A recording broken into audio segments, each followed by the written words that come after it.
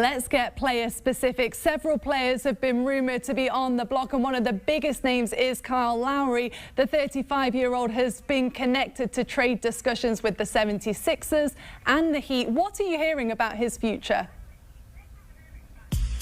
Yeah, I mean, you said it. I think Lowry is probably the biggest prize of this trade deadline group, this class, if you're looking to make a push. Look, Miami's going to be in the mix. I'm hearing the Lakers would like to make a move. I'm not sure they have the assets.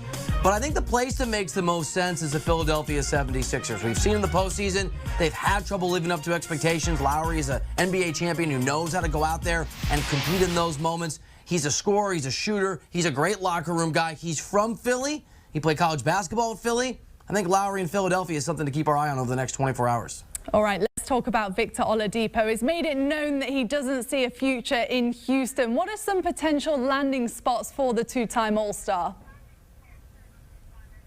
As I understand it, the Knicks are interested. I'm told that the Lakers are a little skeptical, but I think the place that most folks, Poppy, are looking at is the Miami Heat. Oladipo has made it clear that he wants to be a member of the Heat. That's where he'd like to go.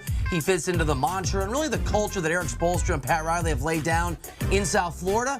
I think there's some other places that could try to make some offers, but Miami, as I understand it, is the leader in the clubhouse right now. Elsewhere, one team that's been considered to be sellers is Orlando Magic. They've had a number of players whose names have been circulating, with the most notable being Aaron Gordon and Evan Fournier.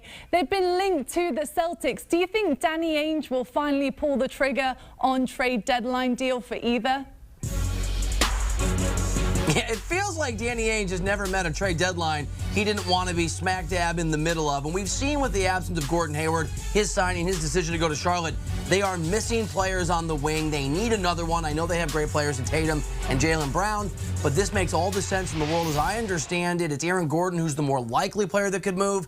But if the Celtics are willing to move on from Marcus Smart, and that is a divisive conversation in that Celtics organization, you could see Fournier also be part of the mix. But I think you're right. Both of those guys, if you can make it work, make a ton of sense in Boston. All right, let's talk conferences. We'll start with the East. Which team do you think most needs to make a move before the deadline? Poppy, we just talked about them. It's the Boston Celtics. They are a middling team this year with massive expectations and two young stars, and they just don't have the firepower. The absence, we just talked about it, of Gordon Hayward going away has been a huge problem. There's pressure for Brad Stevens. There's pressure for Danny Ainge. I think they're good enough to compete this year if they can just get the pieces. Philly could make some moves. Miami could use some moves, but the Boston Celtics desperately need to be active at this trade deadline. So we'll see how it unfolds with the Celtics. What about a team in the West? We know the Lakers are shorthanded without LeBron and AD. Do you see them making a move?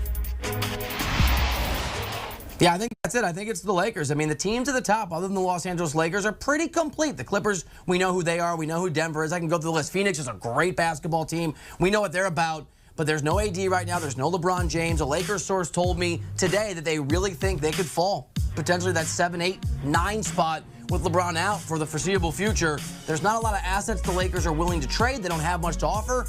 But Rob Pelinka is going to try really hard, the Lakers GM, to make some moves, as I understand it, and get some reinforcements to fill that gap until LeBron's healthy. Well, you mentioned filling the gap. Who do you think makes the most sense with that move, Bill? Yeah, I mean, for me, if I'm the Los Angeles Lakers, it's all the names we've talked about. I think Kyle Lowry would be incredibly helpful. I like Victor Oladipo for that team, the defensive energy that he brings and the fact that he can score.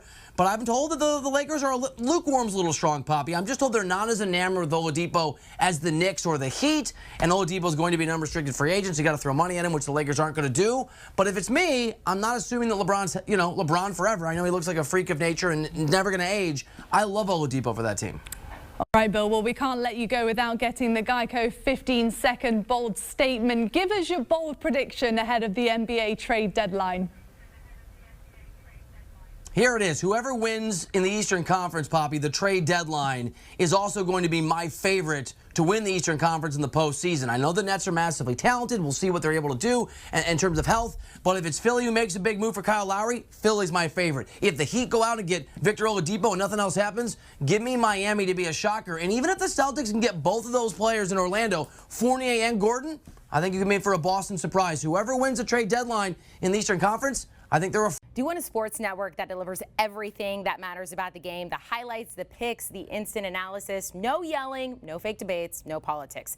Hit the subscribe button and never miss a moment.